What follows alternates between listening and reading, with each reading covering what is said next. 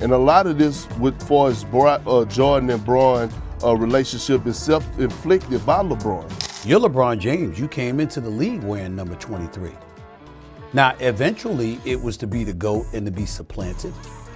Welcome back to another explosive episode of NBA Showdown, where today we uncover the real reason two of the biggest names in basketball history, Michael Jordan and LeBron James, never formed the legendary bond fans dreamed of. For years, people have speculated, was it pride, competition, or simply two icons from different eras walking separate paths? Well, today, Stephen A. Smith and Kendrick Perkins pull back the curtain to reveal the truth. This isn't speculation anymore. These insiders expose how LeBron's own decisions, especially his self-proclamation as a GOAT, may have permanently shattered any chance of a true connection with MJ. In this episode, we break down 7 explosive quotes and uncover how the distance between LeBron and Jordan wasn't accidental. It was self-inflicted. If you're ready to hear what the mainstream media won't say, buckle up, and don't forget to like, comment, and subscribe. Do you think LeBron made a mistake by calling himself the GOAT? Because according to Kendrick Perkins, that single moment changed everything. When LeBron James publicly declared himself the greatest of all time, it marked the exact point where any hope for a genuine bond with Michael Jordan disappeared. This isn't just a hot take, it's a look inside NBA culture, where humility is currency. Even legends like Kobe Bryant, Kareem Abdul-Jabbar, and Tim Duncan never crowned themselves. They let their legacies speak. So when Jordan, a man who never needed to proclaim his greatness, heard someone who once idolized him claim the throne out loud, it likely felt jarring, maybe even disrespectful. LeBron wasn't just elevating himself. He was unintentionally pushing Jordan aside. Kendrick suggests this didn't create hatred, just disappointment. A silent disconnect. Jordan might not be losing sleep over it, but the potential for mutual respect and mentorship vanished the moment LeBron anointed himself. What should have been a bridge between generations became a wall. See, when Bron self-proclaimed himself as the GOAT, I think right there was the start. According to Perkins, the divide wasn't fueled by fans or media. It was fueled by LeBron himself. Think about that. Most legendary debates come from fans, analysts, or side-by-side comparisons. But LeBron did something different. He inserted himself directly into the conversation. Instead of letting history decide, he grabbed the MIC and declared his own greatness. That decision didn't just intensify the debate, it alienated him from the very legends who chose humility over headlines.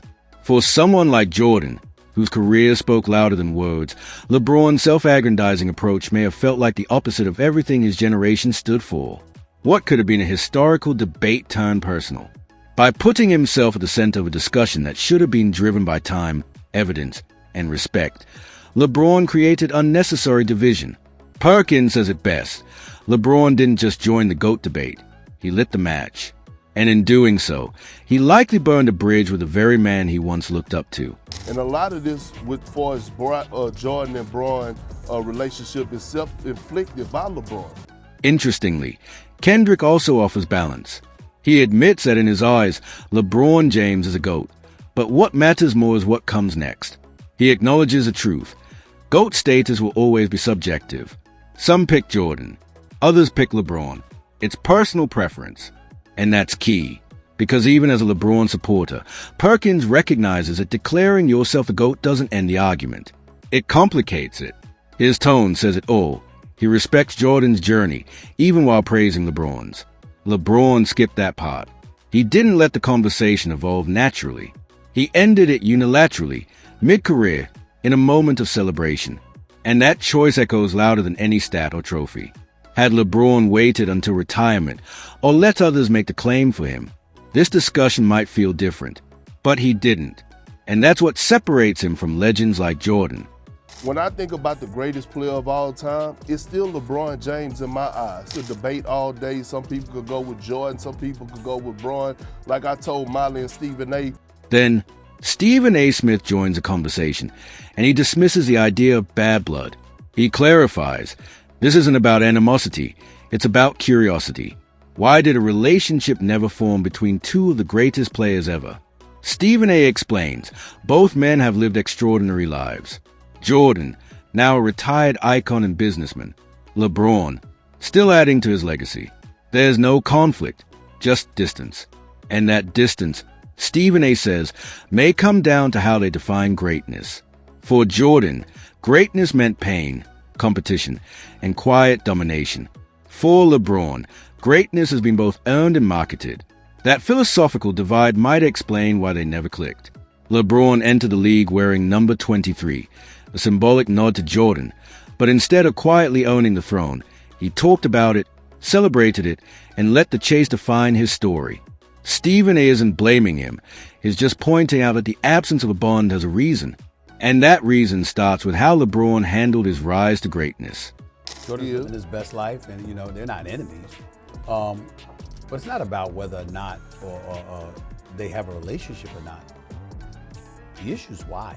Stephen A. Smith adds another layer. LeBron's jersey number wasn't just a number. It was a statement. Wearing 23 tied him to Michael Jordan's legacy from day one. Whether intentional or not, that choice created a narrative. LeBron wasn't just following Jordan. He was challenging him. Over time, that tribute turned into a declaration. LeBron wasn't aiming to match Jordan. He wanted to surpass him. Stephen A. explains that this shift made a conversation about succession instead of respect. But unlike a torch being passed, LeBron's rise felt like a crown being taken. That subtle difference made mentorship impossible. In LeBron's eyes, he was already there. In Jordan's eyes, the work was not done. You're LeBron James. You came into the league wearing number 23. Now, eventually, it was to be the GOAT and to be supplanted. Stephen then dives deeper into the early chapters of LeBron's career, and what he finds is telling. LeBron was crowned the chosen one before he'd ever won a championship. And when he finally faced adversity, when Cleveland fell short, instead of staying the course and learning from those who came before him, he left. That was a moment he could have reached out to legends for wisdom. Instead, he built super teams. He chose power moves over patience. Jordan, on the other hand, endured. He got beaten down by the Pistons, stayed loyal, and fought until he broke through. Enter Stephen A. This isn't just a difference in basketball path. It's a difference in mentality. And that mentality gap may have pushed Jordan even further away. Because how can two men truly connect when one embraced the grind and the other escaped it? And in those early years, when you had proclaimed yourself to embrace these challenges, but then you couldn't win before departing Cleveland. Stephen A. concludes with one final insight: mentorship. He says LeBron had every opportunity to learn from the legends before him, to study their paths, adopt their humility, and seek their guidance. But he didn't. Instead of standing on their shoulders, he chose to stand alone. According to Stephen A., LeBron didn't destroy a potential relationship with Jordan. He ignored it. Legends like MJ aren't just basketball players. They are symbols of discipline, sacrifice, and respect. The next generation isn't expected to bow down, but they are expected to listen. By constantly inserting himself into the GOAT conversation, without first owning that nod from the old guard, LeBron isolated himself. He built an empire, no doubt, but he did it without the foundation of those who laid the blueprint. And that's what Stephen A. means when he says LeBron didn't want to be a student. He wanted to be the professor. And in doing so, he lost the chance to be mentored by greatness. The opportunities that you had to be a student and to learn and to grow from those who had already done it was something that you didn't appear interested in doing. So what really happened between Michael Jordan and LeBron James? The truth isn't rooted in hate or rivalry. It's rooted in missed opportunities, clashing philosophies, and unspoken expectations. Kendrick Perkins and Stephen A. Smith agree on one thing. LeBron didn't destroy a relationship with Jordan. He simply never built one. By crowning himself early, bypassing the wisdom of those before him, and declaring his legacy before history had a chance to speak, LeBron created a distance even his greatness couldn't close. Jordan didn't push him away. LeBron walked a different path, one that celebrated his own voice louder than the chorus of history. In the end, maybe that's why they never connected. Not because they had nothing to say, but because they were never speaking the same language. If you think LeBron could have handled it differently, drop a comment below.